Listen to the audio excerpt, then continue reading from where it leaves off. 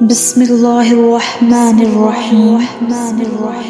زہری رحمت اللہ علیہ نقل ہے کہ حضرت عمر رضی اللہ تعالی عنہ روتے ہوئے نبی کریم صلی اللہ علیہ وآلہ وسلم کی خدمت میں حاضر ہوئے۔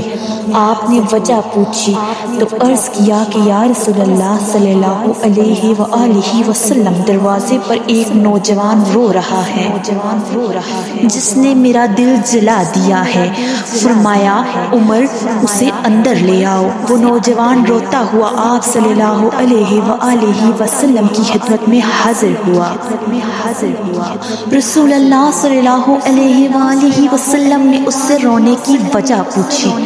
کہنے لگا، یا رسول اللہ، میرے گناہوں کا ڈھیر مجھے رلا رہا ہے اور مجھے جبار سے ڈر آتا ہے، وہ مجھ پر غضبناک ہوگا۔ آپ نے فرمایا، نوجوان، کیا تو نے اللہ کے ساتھ کسی کو شریک ٹھہرایا ہے؟ عرض کیا نہیں۔ کیا تو نے کسی جان کو ناحق قتل کیا ہے؟ عرض کیا نہیں۔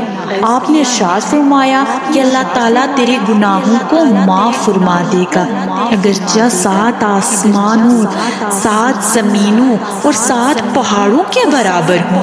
نوجوان بولا، حضور، میرے گناہ 7 آسمان، زمین اور پہاڑوں سے بھی بڑا ہوا ہے۔ آپ نے ارشاد فرمایا، تیرا گناہ بڑا ہے یا اللہ؟ کہنے لگا، میرا گناہ بڑا ہے۔ فرمایا، تیرا گناہ بڑا ہے یا اللہ؟ اس نے کہا، میرا گناہ بڑا ہے۔ ارشاد فرمایا، تیرا گناہ بڑا ہے یا تیرا اللہ؟ کہنے لگا، ہاں البتہ میرا اللہ اور اس کا رحم بہت بڑا ہے۔ بس ارشاد فرمایا کہ گناہ عظیم کو خدائے عظیم ہی معاف فرمائے گا، جو بہت ہی عفو و درگزر کرنے والا ہے۔ پھر فرمایا، ذرا اپنا گناہ تو بتا۔ اس نے عرض کیا، یا رسول اللہ صلی اللہ علیہ وآلہ وسلم، مجھے آپ سے حیا آتی ہے۔ آپ نے پھر پوچھا، کہنے لگا، میں کفن چور تھا اور 7 سال تک یہی پیشہ رہا۔ ایک دفعہ انصار کی ایک لڑکی فوت ہوئی، میں نے اس کی قبر کھودی، کفن اتار کر چل دیا۔ ابھی تھوڑا دور ہی گیا تھا کہ شیطان نے مجھ پر غلبہ پایا اور میں نے لوٹ کر اس سے جمع کر لیا۔ ابھی میں قبر سے نکل کر تھوڑی ہی دور گیا تھا، کیا دیکھتا ہوں وہ لڑکی کھڑی پکار رہی تھی۔ اے نوجوان، تجھے قیامت کے دن جزا و سزا دینے والے سے حیا نہیں آتی؟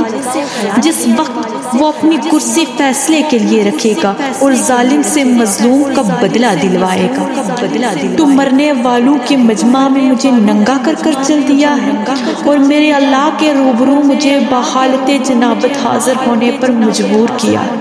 یہ سنتے ہی رسول اللہ صلی اللہ علیہ وآلہ وسلم اچھل کھڑے ہوئے اور اس کی گدی پر ایک تھپڑ رسید کیا۔ فرمایا، او فاسق، تو بس آگ کے لائق ہی ہے، دفع ہو جا یہاں سے۔ نوجوان وہاں سے نکلا، 40 راتوں تک اللہ کے حضور توبہ کرتا، مارا پھرتا رہا۔ 40 راتوں کے بعد آسمان کی طرف سر اٹھا کر کہنے لگا، اے محمد صلی اللہ علیہ وآلہ وسلم کی خدا، آدم کی ہوا کے معبود، آدم اور ہوا کے معبود، اگر تجھے میری توبہ منظور ہے تو حضور صلی اللہ علیہ وآلہ وسلم اور آپ کے صحابہ کرام کو اس کی خبر دے، ورنہ پھر آگ بیچ کر مجھے جلا دے اور آخرت کے عذاب سے نجات دے۔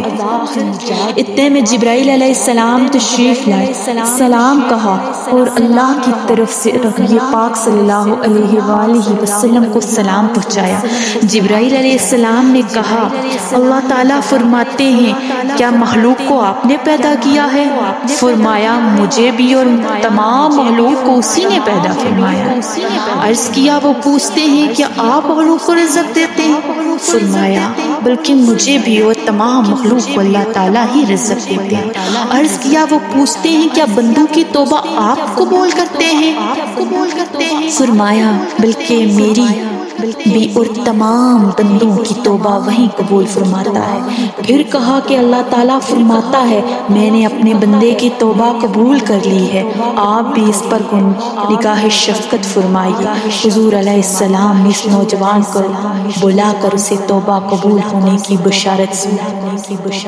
اس واقعے سے ہمیں اس وقت ملتا ہے کہ عقل مند آدمی کو اس سے سبق لینا چاہیے اور جاننا چاہیے کہ زندہ کے ساتھ زنا کرنا مردے کے ساتھ زنا کرنے سے زیادہ بڑا گناہ ہے۔ اس کی معافی کے لیے حقیقی اور سچی توبہ کرنی چاہیے۔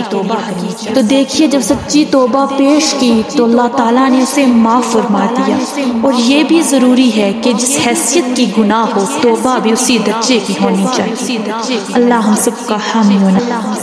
اگر آپ کو میری یہ ویڈیو اچھی لگی تو لائک کر دیں، پیارا سا کامنٹ کر دیں اور میرے چینل کو سبسکرائب کر دیں۔ Thanks for watching this video. اللہ حافظ۔